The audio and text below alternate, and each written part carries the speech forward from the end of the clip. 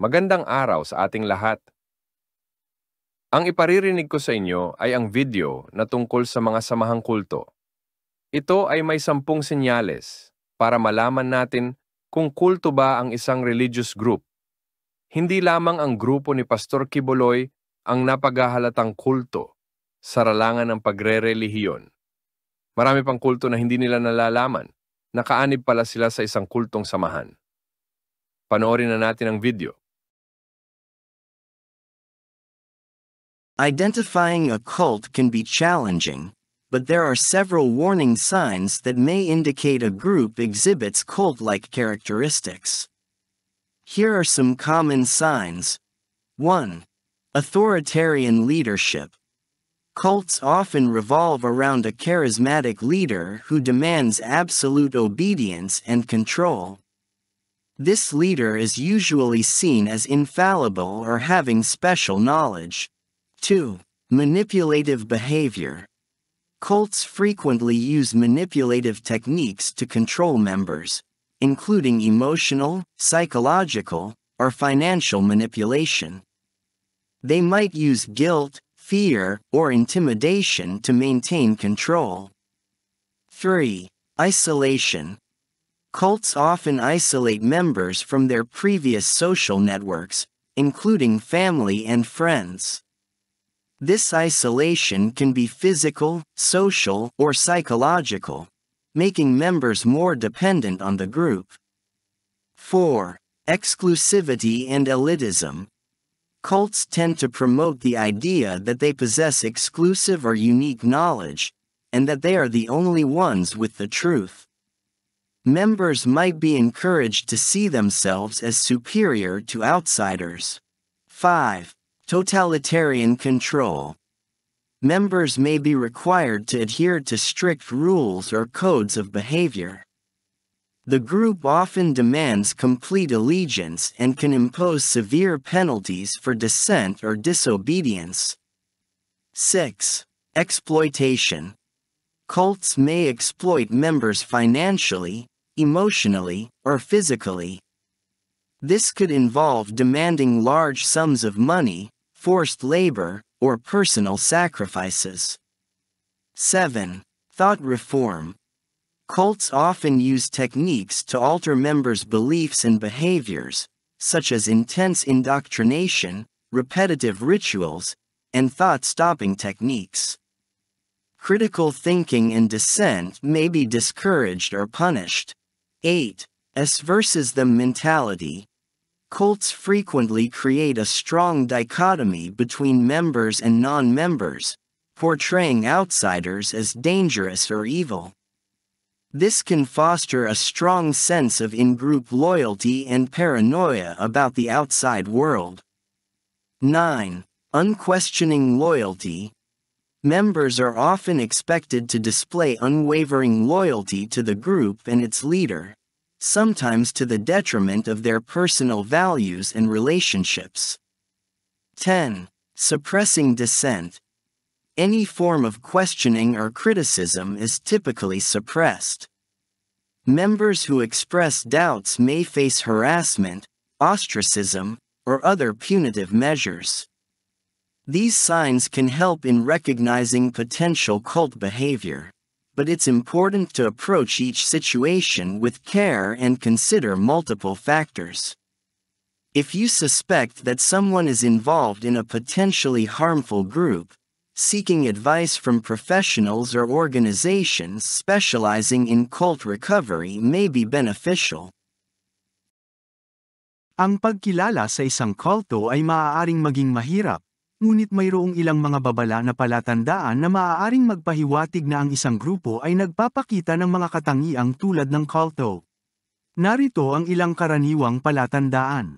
1. Authoritarian leadership. Ang mga kulto ay madalas na umiikot sa isang charismatic na pinuno na humihiling ng ganap na pagsunod at kontrol. Ang pinunong ito ay karaniwang nakikita bilang hindi nagkakamali o may espesyal na kaalaman. 2. Manipulative behavior. Ang mga kulto ay madalas na gumagamit ng mga manipulatibong pamamaraan upang kontrolin ang mga miyembro, kabilang ang emosyonal, psikolohikal, o pinansyal na pagmamanipula. Maaari silang gumamit ng pagkakasala, takot, o pananakot upang mapanatili ang kontrol. 3. Isolation. Kadalasang ibinubukod ng mga kulto ang mga miyembro mula sa dati nilang mga social network, kabilang ang pamilya at mga kaibigan. Ang paghihiwalay na ito ay maaaring pisikal, panlipunan, o psikolohikal, na ginagawang mas umaasa ang mga miyembro sa grupo. 4. Exclusivity and elitism. Ang mga kulto ay may posibilidad na isulong ang ideya na sila ay nagtataglay ng eksklusibo o natatanging kaalaman, at na sila lamang ang may katotohanan. Maaaring mahikayat ang mga miyembro na tingnan ang kanilang sarili bilang superior sa mga tagalabas. 5. Totalitarian control. Maaaring kailanganin ng mga miyembro na sumunod sa mga mahigpit na alituntunin o mga code ng pag-uugali. Ang grupo ay madalas na humihiling ng kumpletong katapatan at maaaring magpataw ng matinding parusa para sa hindi pagsang-ayon o pagsuway. 6. Exploitation. Maaaring pagsamantalahan ng mga kulto ang mga miyembro sa pananalapi, emosyonal, o pisikal. Maaaring kabilang dito ang paghingi ng malaking halaga ng pera, sapilitang paggawa, o mga personal na sakripisyo. 7. Thought reform. Ang mga kulto ay madalas na gumagamit ng mga pamamaraan upang baguhin ang mga paniniwala at pag-uugali ng mga miyembro, tulad ng matinding indoktrinasyon, paulit-ulit na mga ritual, at mga diskarte sa paghinto ng pag-iisip. Ang kritikal na pag-iisip at hindi pagsang-ayon ay maaaring panghinaan ng loob o parusahan. 8. Us versus them mentality. Ang mga kulto ay madalas na lumikha ng isang malakas na dichotomy sa pagitan ng mga miyembro at hindi miyembro, na naglalarawan sa mga tagalabas bilang mapanganib o masama. Maaari itong magsulong ng isang malakas na pakiramdam ng katapatan sa pangkat at paranoia tungkol sa labas ng mundo. 9. Unquestioning loyalty. Ang mga miyembro ay madalas na inaasahang magpakita ng hindi natitinag na katapatan sa grupo at sa pinuno nito, kung minsan ay nakakasira ng kanilang mga personal na halaga at relasyon. 10. Suppressing dissent. Ang anumang anyo ng pagtatanong o pagpuna ay karaniwang pinipigilan. Ang mga miyembrong nagpahayag ng pag-aalinlangan ay maaaring maharap sa panliligalig, pagtataboy, o iba pang mga hakbang sa pagpaparusa.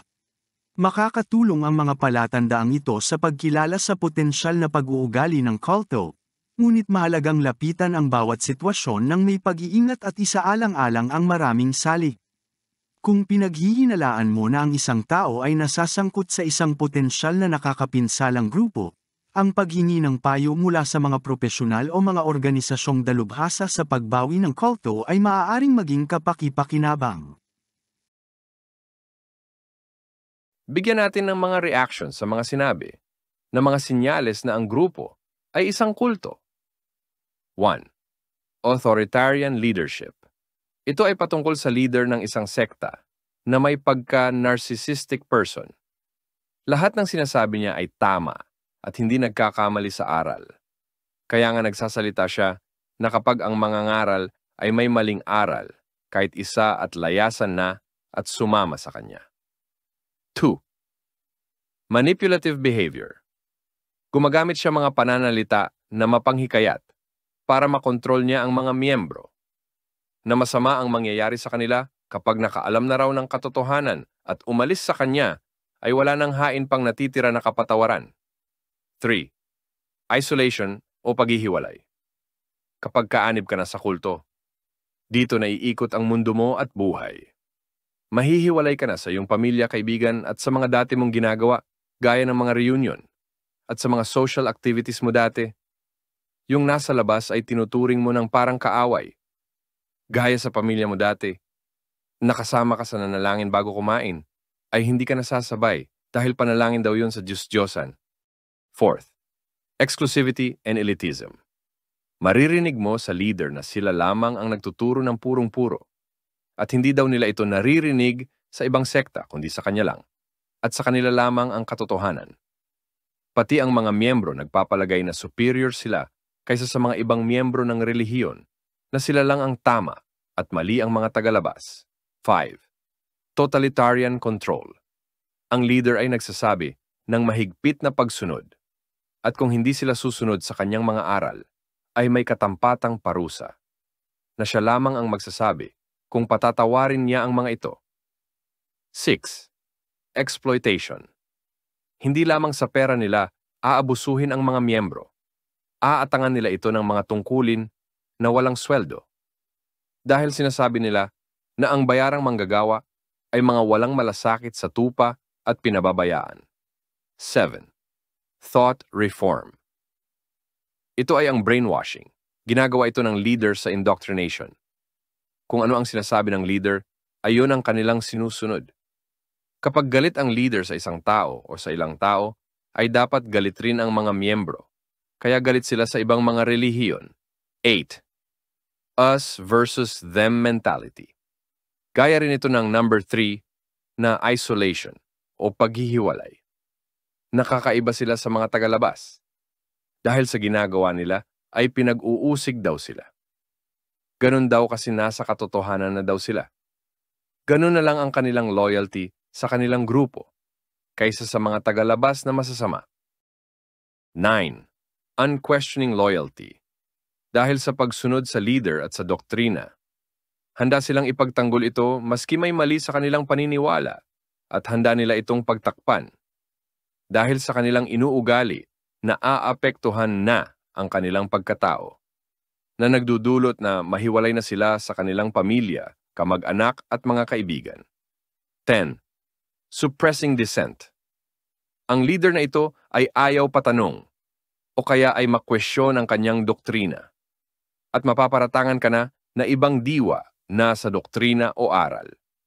Kaya nga nagpapalayas ng mga miyembro at hahantong rin sa pagkakatiwalag.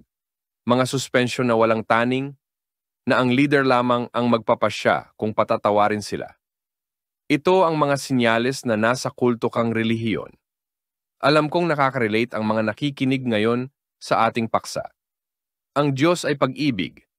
Maging ang mga kaaway natin ay pinaiibig ng Diyos sa atin. Dahil ang mga kaaway ng Diyos ay inibig rin ng Diyos upang makaalam ng katotohanan. Roma 5:10. Sapagkat kung nung tayo'y mga kaaway, ay pinakipagkasundo tayo sa Diyos sa pamamagitan ng kamatayan ng kaniyang anak. Lubha pa, ngayong nangagkakasundo na, ay mga liligtas tayo sa kaniyang buhay. Hindi totoo na kapag kaaway ng Diyos ng mga tao ay hindi na dapat ibigin, ay hindi totoo.